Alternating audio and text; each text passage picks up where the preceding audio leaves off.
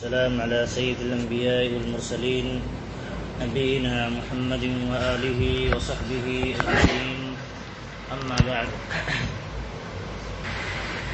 اللہ رب العالمین سورۃ الفاتحہ کی شروعات بسم اللہ الرحمن الرحیم کے بعد الحمدللہ رب العالمین کی ذریعہ فرماتا ہے، اور یہ چیز ہم بارہا دیکھتے ہوں گے، سنتے ہیں کہ کتابوں کی شروعات بسم اللہ الرحمن الرحیم کے بعد الحمدللہ کے ذریعہ کی جاتی ہے.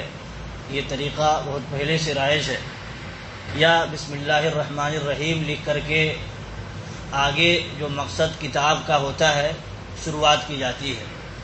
تو ایسے ہی اللہ رب العالمین نے بھی یہاں دیکھیے پیغام دیا ہے کہ آپ کوئی بھی چیز شروع کرنے سے پہلے یہ طریقہ آپ اختیار کیجئے. اللہ رب العالمین نے بھی قرآن کریم کی شروعات سے پہلے یہی طریقہ اختیار کیا ہے.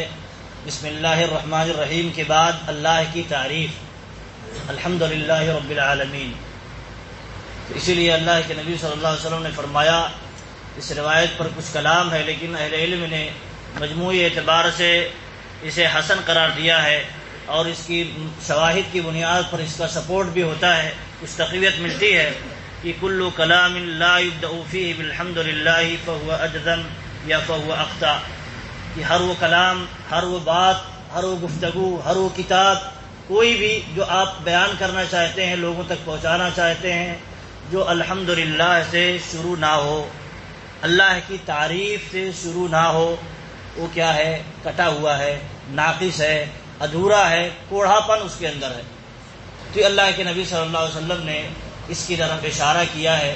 اور ہم قرآن کریم کھولتے ہیں یا کوئی دینی کتاب کھولتے ہیں تو وہاں بھی دیکھیے انداز یہی ہوتا ہے، نبی صلی اللہ علیہ وسلم کی سنت پر عمل کرتے ہوئے، اللہ رب العالمین کے طریقے پر عمل کرتے ہوئے کتابوں کی شروعات، خطبے کی شروعات، دینی مجلس کی شروعات انہی سنتوں پر ہوتی ہے.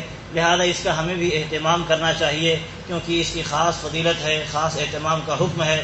اور آپ دیکھیں اللہ رب العالمین نے سورۃ الفاتحہ جو سب سے پہلے یہ سورت رکھی، تو اس کے مقاصد کیا ہیں، اس کے عنوانات کیا ہیں، عناوین کیا ہیں، کیا ٹاپک ہے اس سورت کا، اسے شروع میں ذہن میں رکھ لینا چاہیے، تاکہ بعد میں ہم جب کوئی چیز بیان کریں یا ہم سنیں تو اس کو اس درجے میں رکھ کر کے سمجھیں، اور سمجھنے میں ہمارے لیے آسانی بھی ہوگی انشاءاللہ. تو سب سے پہلے دیکھتے ہیں اس سورت کے مقاصد کیا ہیں، کیا غرض و غایت ہے، اللہ رب العالمین نے کس لیے یہ سورت نازل کی ہے اور بار بار ہمیں پڑھنے کا حکم دیا ہے. امام ابن قیم رحمۃ اللہ علیہ کہتے ہیں سب سے پہلی بات یہ ہے کہ ہم اللہ رب العالمین کو پہچانیں، کیونکہ جب تک انسان اللہ کو نہیں پہچانے گا کما حقہ، اس کی عبادت نہیں کر سکتا ہے. اس پر جیسا ایمان لانا چاہیے ویسا ایمان نہیں لا سکتا ہے.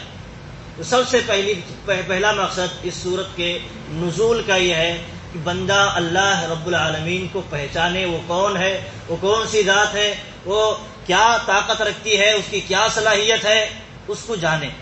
اور دوسری بات یہ ہے کہ اللہ رب العالمین کو جب جان لیا تو جاننے کے بعد جو لازماً نتیجہ نکلتا ہے وہ یہ ہے اللہ کی عبودیت، اللہ کی بندگی، اللہ کی عبادت. تو اللہ کی عبادت کرے اور کیسے کرے، اللہ کی عبادت کرے اور کیسے کرے، یہ لازم آتا ہے. تو یہ بھی سورۃ الفاتحہ کے اندر بتا دیا گیا ہے کہ عبادت کس کی کرنی ہے اور کیسے کرنی ہے. سورۃ الفاتحہ کے اندر یہ مذکور ہے. اور اس میں ایک مقصد یہ ہے کہ اللہ رب العالمین نے جہاں عبادت کیسے کرنا ہے، عبادت کا طریقہ بتایا ہے، وہاں عبادت کے طریقے کے متعلق لوگوں کے خیالات، نظریات، اعمال کیسے ہیں، ان کا برتاؤ کیسا ہے. کوئی ہدایت کی راہ کو اختیار کرتا ہے، کوئی ہدایت کی راہ کو چھوڑ کر کے گمراہی کی راہ کو اختیار کرتا ہے. تو ان راہوں کو بھی اللہ رب العالمین نے یہاں بیان کر کے یہ سمجھانے کی کوشش کی ہے کہ دیکھیے حق یہ ہے، حق ایک ہے، حق واضح ہے اور اللہ کی راہ ہے.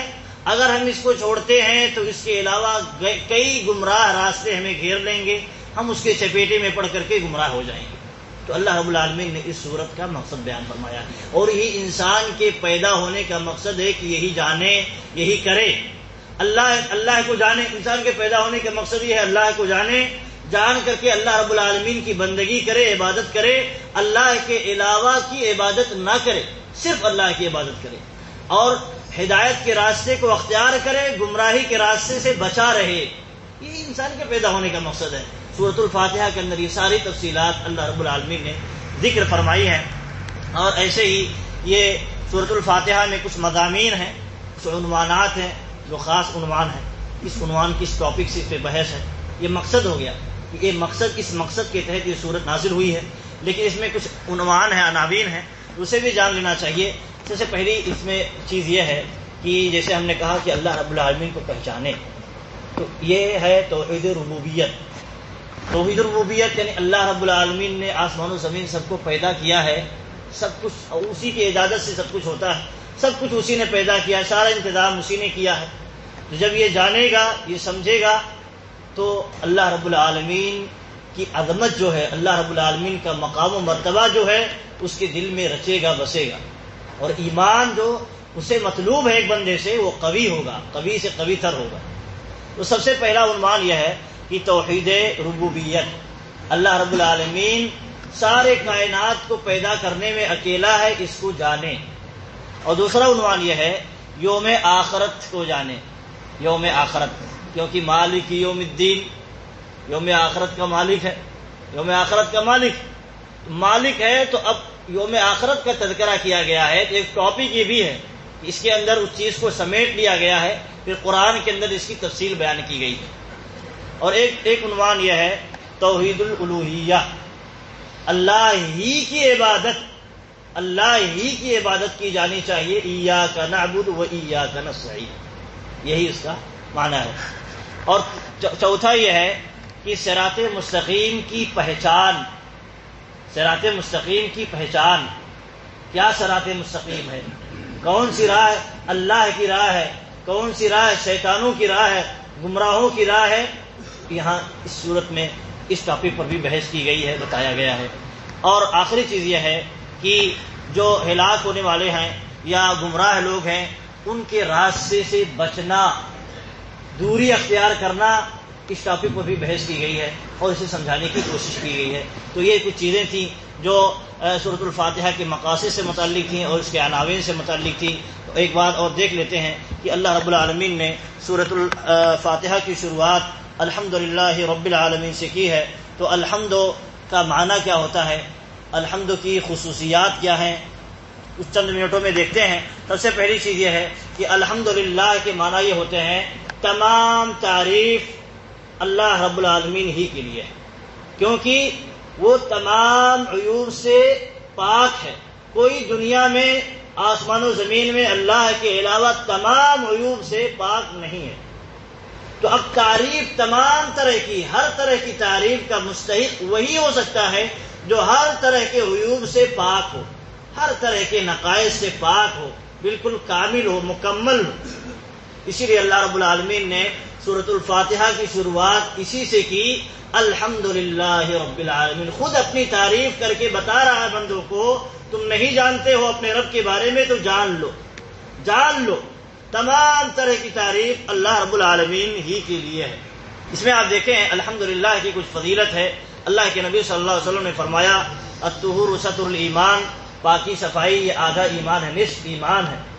کیونکہ عبادت کا دار و مدار اس اعتبار سے اگر طہارت حاصل نہیں کرتا ہے، پاکی صفائی نہیں حاصل کرتا ہے، تو اس کا ایمان مکمل کا. نماز اور اس طرح کی عبادتیں جو کرنی ہے وہ طہارت پر موقوف ہے.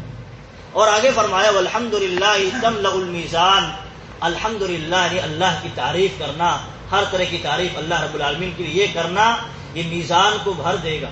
میزان میں میزان کو وزن بنانے کا سبب ہوگا.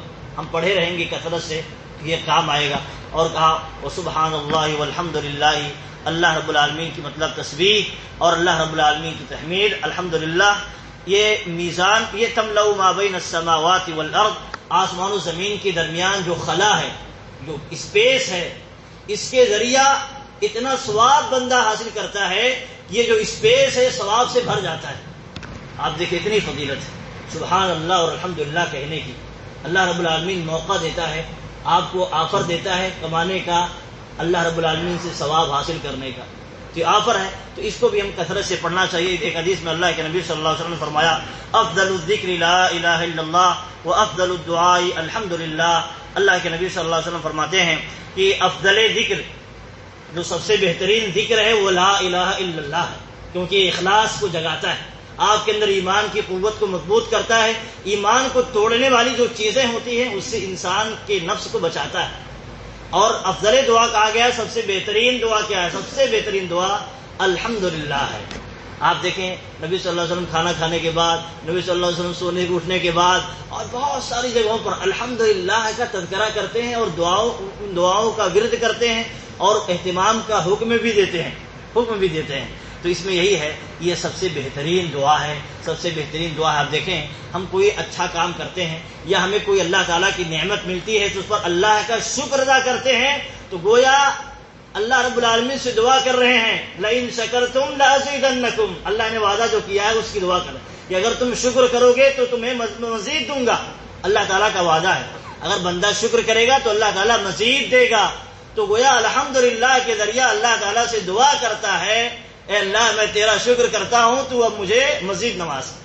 تو اسی لیے اس کو افضل دعا کہا گیا، حالانکہ اس میں کوئی چیز مانگی نہیں جا رہی ہے، اللہ کی تعریف کی جا رہی ہے، تو اہل علم کہتے ہیں یہی معنی ہے، کیونکہ یہ الحمدللہ اللہ کا شکر ہے، اللہ کی حمد ہے۔